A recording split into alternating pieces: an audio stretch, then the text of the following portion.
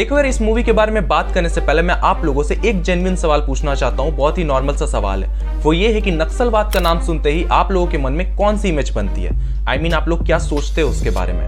मैं गारंटी के साथ कह सकता हूँ कि आप लोगों में से 90% लोगों के दिमाग में आता होगा टेररिस्ट वाली इमेज। आप लोग सोचते होगे कि नक्सलवाद मतलब होता है वो जो टेररिस्ट लोग होते हैं ना, वही होता है। बट क्या आप लोगों ने सोचा है कि जो नक्सलवाद में जो लोग होते हैं ना, वो हमारे ही सिविलियंस होते हैं जो कि कुछ ऐसी दिक्कतों की वजह से वो नक्सलवाद में चले जाते हैं, टेररिस्ट हो जाते हैं। अब देखो यार, मैं पहले ही साफ कर देता हूं कि मैं किसी भी टेररिस्ट अटैक या फिर नक्सलवाद को सपोर्ट नहीं कर रहा। मैं ये नहीं कह रहा कि अगर किसी की बैक स्टोरी होती है तो वो सही होते हैं या फिर इस तरह की जो एक्टिविटीज होते हैं वो करना सही होता है। बल्कि मेरा कहना बस यही है कि अगर कोई चीज हो रही है, अगर वो देश के ही लोग हैं तो क्यों ना उन्हें समझाया जाए। मूवी में ऐसी कहानी आती है कि भाई आदा शर्मा को जो नक्सलवाद वाले एक्टिविटीज को रोकने के लिए बुलाया जाता है, वो उन पे डायरेक्ट शूट इट आउट का ऑर्डर दे देती है एंड खुद शूट भी करती है, जिनके वजह से उनके ऊपर कोर्ट केस होता है। एंड पूरा का पूरा ड्रामा उस मूवी में वही है।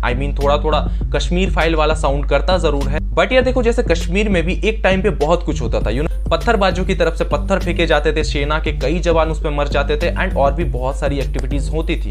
बट अब क्या, अब सब कुछ सुधर चुका है। कश्मीर एक बहुत ही अच्छा टूरिस्ट स्पॉट हो चुका है एंड बहुत कुछ ऐसा हो रहा है जिससे कि वो प्रदेश जो है ना, वो विकसित हो रहा है। तो क्यों ना इस तरह के जो इलाके हैं जिसमें नक्सलवाद पनपता है, हालांकि इस मूवी के हिसाब से अगर जाए तो नक्सलवाद के लोग चाहते हैं कि उनका प्रधानमंत्री बने जो लाल किला पर झंडा फहराए। वो लोग देश को चलाना चाहते हैं। इस तरह की चीजें दिखाई गई है जो कि मेरे हिसाब से होती भी होंगी, क्योंकि अगर नहीं होती ना तो अभी बहुत सारा बवाल हो गया रहता इस मूवी को लेकर। एंड जो सेंसर बोर्ड है उसने भी अगर इस मूवी को पास किया है तो कुछ ना कुछ तथ्य उनके पास होंगे एंड कुछ ना कुछ सबूत उनके पास होंगे जिसकी वजह से उस मूवी को पास किया गया है। तो यार अगर ये चीजें सच है, अगर इस तरह की चीजें हुई हैं तो इस चीज का फुल विरोध होना चाहिए, क्योंकि इस तरह की मानसिकता हमारे देश में नहीं रह सकती। एंड यार अगर मूवी के पर्सपेक्टिव से अगर आप देखें ना तो बहुत ही बुरी चीज। बाकी दोस्तों, मेरा ये सब कहने का सिर्फ एक ही रीजन है कि भाई जब आप इस मूवी को देखोगे ना तो आपको एक पर्टिकुलर साइड लेकर के चलना होगा कि मैं किसके तरफ, आप पुलिस की तरफ हो या फिर नक्सलवाद लोग है, यानी कि जो हमारे सिविलियंस है जो कि इस तरह की एक्टिविटीज कर रहे हैं कोई एक पास्ट के चक्कर में, उनको कुछ नहीं मिला है जिसके चलते वो चाहते हैं कि वो आगे चल करके देश को रूल करें। तो आपको एक पर्टिकुलर साइड लेनी पड़ेगी, तभी आपको मूवी में मजा आएगा, वरना फिर नॉर्मल सा देख करके निकल जाना। तो दोस्तों, अगर मूवी की बात करें तो मूवी बस इतनी सी है कि भाई एक नक्सलवाद एरिया होता है जिसमें बहुत क्रुएलिटी हो रही है एंड वो लोग चाहते हैं कि वो लोग अपनी एक फौज खड़ी करें एंड देश में रूल करें।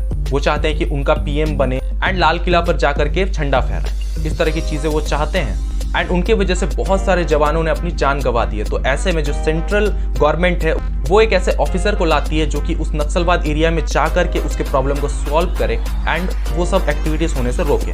तो ऐसे में आदा शर्मा आती है एंड वो जा करके कुछ देर ऐसे ही उनकी एक्टिविटीज पर नजर रखती है एंड उनके दर्द को समझने की कोशिश करती है। बट एक टाइम ऐसा आता है जिसमें वो शूट इट आउट का ऑर्डर देती है एंड शूट भी कर देती है। तो उसके बाद उनके ऊपर एक कोर्ट रूम ड्रामा होता है एंड कौन सही कौन गलत इस तरह के फैसले होते हैं एंड मूवी खत्म हो जाती है। 2 घंटे की ये मूवी है, काफी एंगेजिंग मूवी है। लेकिन यार मेरे हिसाब से इसमें एक चीज मिसिंग थी, वो ये है कि यार देखो, जब आपने एक मुद्दा को उठाया है ना तो उसके जड़ तक जाना चाहिए। नक्सलवाद वो लोग क्यों बन रहे हैं, वो लोग के पास ऐसी कौन सी मजबूरी है जिसके चलते वो लोग ऐसे काम कर रहे हैं। तो क्यों ना हम इसमें सॉल्व कैसे किया जा सकता है, कैसे इन सबको पैदा होने से ही पहले खत्म कर दिया जा सकता है। नक्सलवाद को मैं बात कर रहा हूँ, इंसानों की नहीं। लेकिन यार इन सब चीजों को नहीं दिखाया गया है। डीप रिसर्च इन्होंने नहीं किया जिस तरह से कश्मीर फाइल्स में की थी। तो एक एक चीज दिखाया गया था जिसके बाद मुझे लगता है कि कश्मीर फाइल्स के आने के बाद ही कश्मीर की जो हालत है वो सुधरी थी। तो अगर ये लोग वैसा ही करते तो मुझे लगता है कि गवर्नमेंट की तरफ से ये नक्सलवाद के ऊपर में कोई ना कोई ऐसे स्टेप उठाए जाते एंड उनके प्रॉब्लम को समझा जाता। बाकी दोस्तों, अगर परफॉर्मेंस की बात करें तो आदा शर्मा काफी अच्छी एक्टिंग करती हैं, बट उनका कोई उतना मेजर रोल नहीं है, बस हल्का फुल्का सा रोल है, बीच बीच में वो आती हैं।